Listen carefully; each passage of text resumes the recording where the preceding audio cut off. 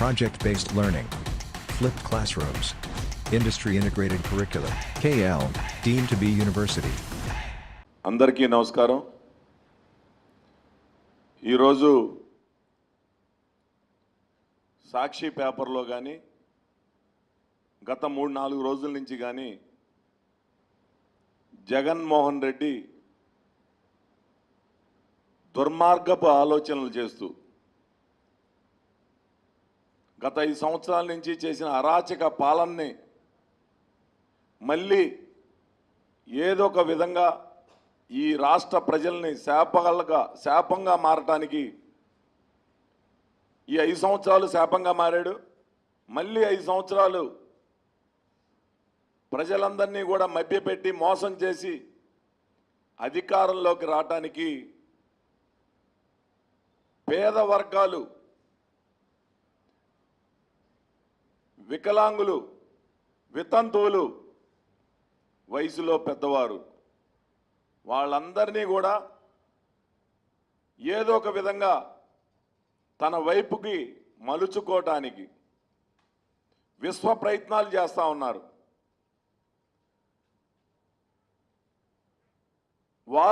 Volunteers రూపంలో ఉన్న YCP కార్యకర్తల్ని ఎలక్షన్ కమిషన్ ఎలక్షన్ నోటిఫికేషన్ ఉన్నప్పుడు ఎటువంటి పార్టీ కార్యకర్తలు కానీ పార్టీ నాయకులు కానీ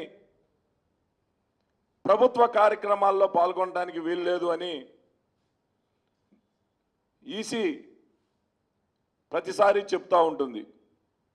దానిలో భాగంగానే ఈరోజు వాలంటీర్స్ని దూరంగా పెట్టండి అని చెప్పి ఎలక్షన్ కమిషన్ చెప్తే సాక్షాత్ ముఖ్యమంత్రి చంద్రబాబు నాయుడు గారే కోర్టులో పిల్లేసి మీకు పెన్షన్లు రాకుండా చేస్తున్నాడని చెప్పి అబద్ధాలు ఆడుతూ ఉన్నాడు.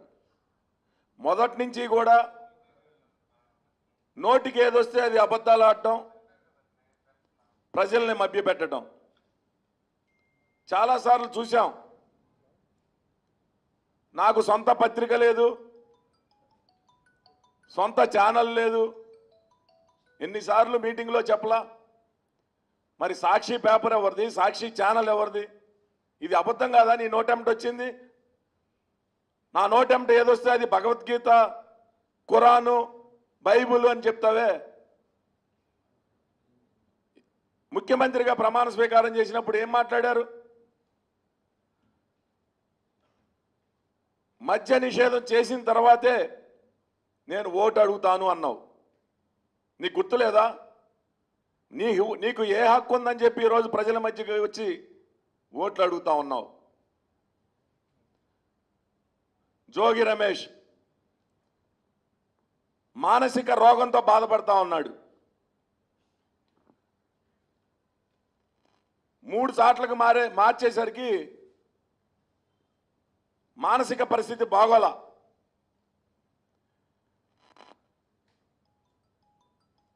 బోడే ప్రసాద్కి సీట్ ఇవ్వలేదు అంటే బాణాసంచా కాల్చాడు.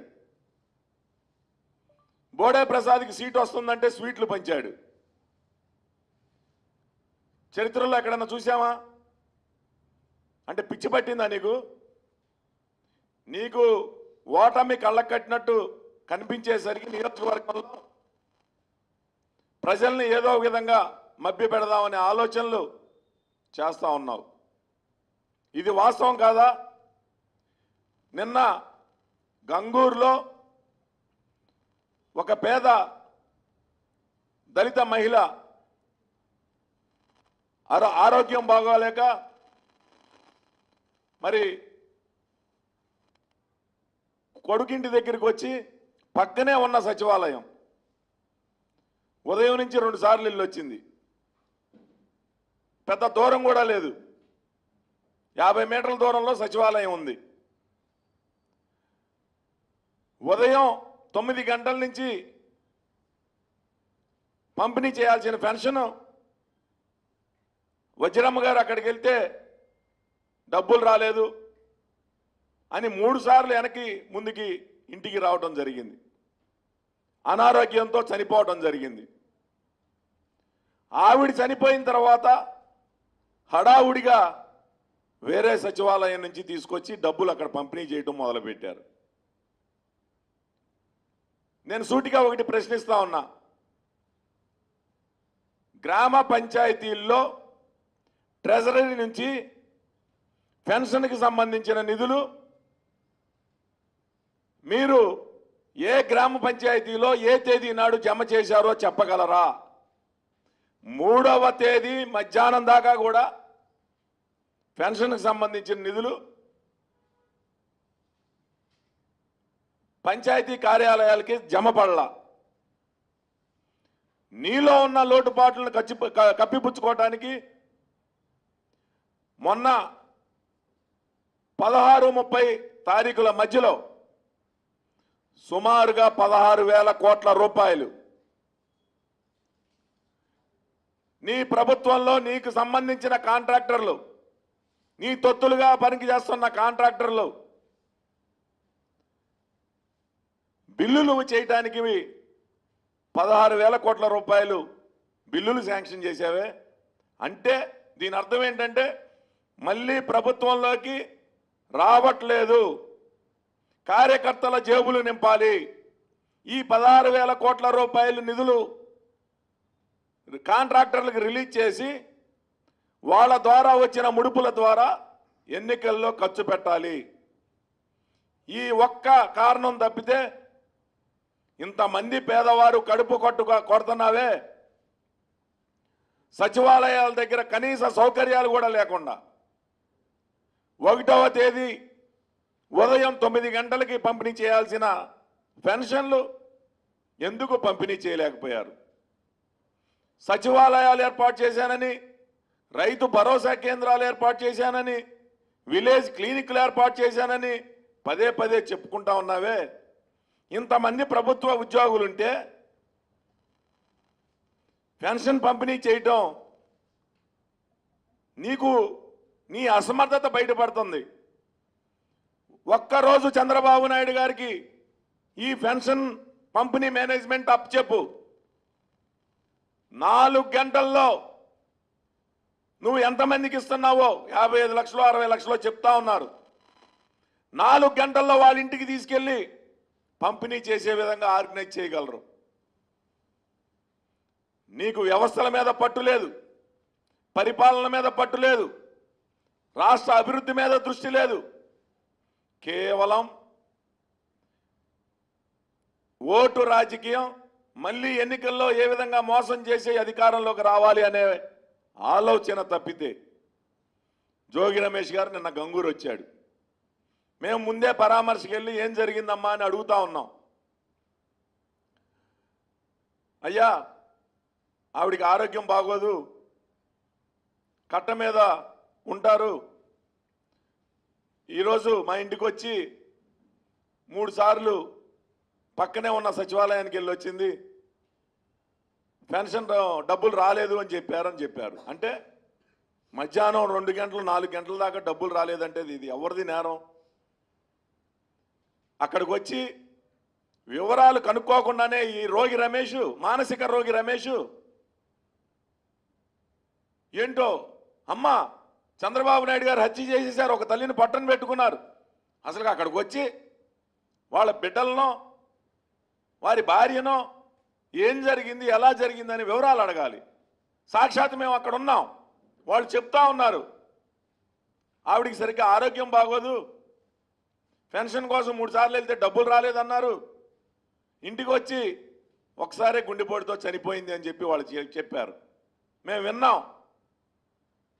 అక్కడికి వచ్చేసి అక్కడ ఉన్న భార్య కానీ కొడుకు కానీ కోడలు కానీ మీరు ఇక్కడ రాజకీయాలు చేయమాక, నేను కాముగా అక్కడ ఉండి సంతాపం ప్రకటిస్తూ ఉంటే అక్కడికి వచ్చి స్లోగన్స్, చనిపోయిన చాట జగన్మోహన్ రెడ్డి జిందాబాదులంట.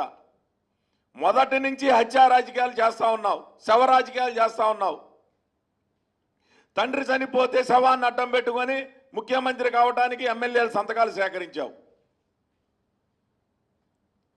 రెండవసారి బాబాయి హత్య కేసు సాక్షాత్తు నీ పక్కన పెట్టుకుని ముద్దాయిని సొంత సోదరులు సోదరీమణులు ఇద్దరు కూడా చెప్తా ఉన్నారు, ఈ హత్య వెనక నీ కుట్ర ఉంది. ఈ ముద్దాయిల్ని నువ్వే కాపాడుతా ఉన్నావు. సొంత చెల్లెలు షర్మిల చెప్తా ఉంది, సొంత బాబాయ్ కూతురు సునీత గారు చెప్తా ఉన్నారు. దానికి సమాధానం చెప్పరు. కోడి కత్తి కేసు, మనం చిన్న షుగర్ టెస్ట్ చేయించుకుంటే సూత్తో పొడిస్తే రక్తం ఒక బొట్టు వస్తుంది. దానికి ఇక్కడ చిన్న రక్త బొట్టు కనబడితే జగన్మోహన్ రెడ్డి మీద, అది వారి అనుచరులు కావాలని ఐపాక్ వాళ్ళు ఆడిన డ్రామాలో సీను అనే వ్యక్తి బలైపోయాడు. ఎవరు దళితుడు కాదా? ఆ బొట్టు వస్తే ఇక్కడెక్కడా కూడా చికిత్స లేదు.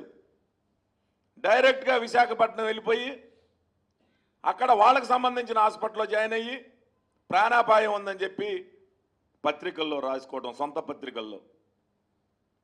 ఇది హత్యా రాజకీయాలు కాదా? శవ రాజకీయాలు కాదా? జోగి రమేష్ రేపల్లిలో అమర్నాథ్ గౌడ్ అనే బాలుడు సొంత అక్కని వైసీపీ కార్యకర్తలు వేధిస్తూ ఉంటే అక్కడికి వచ్చి బాలుడు అడ్డుకుంటే నోట్లో గుడ్డలు కుక్కి పెట్రోల్ కిరోసిన్ పోసి తగలబెట్టి చంపారు. ఆ రోజు అమర్నాథ్ గౌడ్ గుర్తుకు రాలేదా? ఆ రోజు నీ జగన్మోహన్ రెడ్డి నువ్వెందుకు ప్రశ్నించలా? అతని దగ్గరికి ఎందుకు వెళ్ళి పరామర్శించలా? ఏదైనా శవం దొరికితే చాలు శవ రాజకీయాలు చేయాలనంటే ఇది సరైన పద్ధతి కాదు. గో బ్యాక్ అంట శవం దగ్గర. మేమన్నా మాట్లాడామా? చంద్రబాబు నాయుడు గారిని దూషించినప్పుడే అతన్ని ఎదుర్కొనడం జరిగింది. మా కార్యకర్తలందరూ కూడా అడ్డుకోవడం జరిగింది. శవం దగ్గర ఏమి మాట్లాడకూడదు అని చెప్పి మా వాళ్ళందరినీ కంట్రోల్ చేయడం జరిగింది. ఎప్పుడైతే నోరు జారి చంద్రబాబు నాయుడు గారి మీద మాట అన్నారో మా వాళ్ళు తిరగబడటం జరిగింది. సంస్కారం ఉండాలి. కుటుంబ సభ్యులు బాధలో ఉంటే జగన్మోహన్ రెడ్డి జిందాబాదా, జోగి రమేష్ జిందాబాదా? సిగ్గుందా నీకు? ఒకటే చెప్తా ఉన్నా, నీకు దమ్ము ధైర్యం ఉండి ఎన్నికల్లో పోటీ పడాలి అంటే ప్రజలకు దగ్గరగా వెళ్ళి ఓట్లు అడుగు. కానీ ఇలాంటి శవ రాజకీయాలు చేయి మాకు. తప్పకుండా నీ ఓటమి, నీ రాజకీయ సమాధి పెనమలూరులోనే సమాధి కాబోతా ఉంది. ఇసుక కొట్టేసినంత ఈజీ కాదు పెనమలూరు నియోజకవర్గంలో ప్రజల్ని మోసం చేయటం. బూడిద కొట్టేసినంత ఈజీ కాదు పెనమలూరు నియోజకవర్గంలో గెలవటం. నీ కపట ప్రేమ, నువ్వు చూపించే అతి ప్రేమ ప్రజలందరూ కూడా గమనిస్తూ ఉన్నారు. 5 సంవత్సరాలు ప్రజల మధ్య ఉన్నాం. నియోజకవర్గంలో గడప గడపకి తెలుసు బోడే ప్రసాద్ అంటే ఏంటో. ఈరోజు నువ్వు ప్రజల్లోకి వెళ్తా ఉంటే నెత్తురు చుక్కలేదు నీ మొహాన, ఎక్కడా స్పందన లేదు. ఎక్కడైనా ఒకరిద్దరు అసంతృప్త నాయకులుంటే లక్షల రూపాయలు డబ్బులు ఇచ్చి పార్టీలో చేర్చుకోవడానికి ప్రయత్నం చేస్తూ ఉన్నావు. కానీ ఎక్కడైనా ఒకరిద్దరు నీకు వస్తే రావచ్చు. కానీ రోజుకి 100 మంది 1000 మంది తెలుగుదేశం పార్టీలో పెనమలూరు నియోజకవర్గంలో చేరుతా ఉన్నారు. నీ భూదందాలు, ఇసుక దందాలు, మట్టి దందాలు, రొయ్యల చెరువుల దందాలు, బూడిద చెరువు దందాలు, ఇసుక దందాలు, రియల్టర్ల దగ్గర, ప్రభుత్వ ఉద్యోగుల దగ్గర నువ్వు వచ్చి రాగానే నెల రోజుల్లో నీ కప్పాలు కట్టాలని చెప్పి నీ బెదిరింపులు అన్నీ బయట పెడతాం. పెనమలూరు నియోజకవర్గంలోకి వచ్చి రాగానే అందరికి బెదిరింపులు మొదలుపెట్టావు. నువ్వు వ్యాపారం ఎలా చేసుకుంటావో చూస్తానంటున్నావు. ప్రభుత్వ ఉద్యోగం ఎలా చేసుకుంటావు అని చెప్పి అడుగుతా ఉన్నావు. నేను ఒకటే చెప్తా ఉన్నా, ఈ జోగి రమేష్ అనే వ్యక్తి పొరపాటున గెలిస్తే పెనమలూరు నియోజకవర్గం సర్వమంగళం చేస్తాడు. నియోజకవర్గ ప్రజలందరికీ తెలుసు. పెడన్ నుంచి మచిలీపట్నం, పెడన్ నుంచి మైలవరం నుంచి అనేక మంది ఫోన్లు చేసి ఇతని దుర్మార్గాలు చెప్తా ఉన్నారు. తప్పకుండా ప్రజలందరూ కూడా, ఆఖరికి వైసీపీ కార్యకర్తలకు కూడా, ఇతను ఇక్కడ భారీ ఓటమి పొందబోతా ఉన్నాడు. మళ్ళీ అడ్రస్ ఉండడు, మీకు అండగా కూడా ఎవడో ఉండడు. మళ్ళీ చివరికి మా దగ్గరికి వచ్చి పనులు చేయించుకోవాలి. మీరు కూడా ప్రజలకి మేలు చేయాలి అని అంటే తెలుగుదేశం పార్టీకి మద్దతు పలికి ఇక్కడ పార్లమెంట్ అభ్యర్థిగా బాలశౌరి గారు కానీ మమ్మల్ని కానీ గెలిపించాలని మీడియా ద్వారా కోరుతూ ఉన్నాం. ఓకే అండి, థ్యాంక్ యూ. మరిన్ని వీడియోస్ కోసం ఛానల్ ని సబ్స్క్రైబ్ చేయండి. లేటెస్ట్ అప్డేట్స్ కోసం వాట్సాప్ ఛానల్ ని ఫాలో చేయండి. అండ్ లింక్ డిస్క్రిప్షన్ లో ఉంది.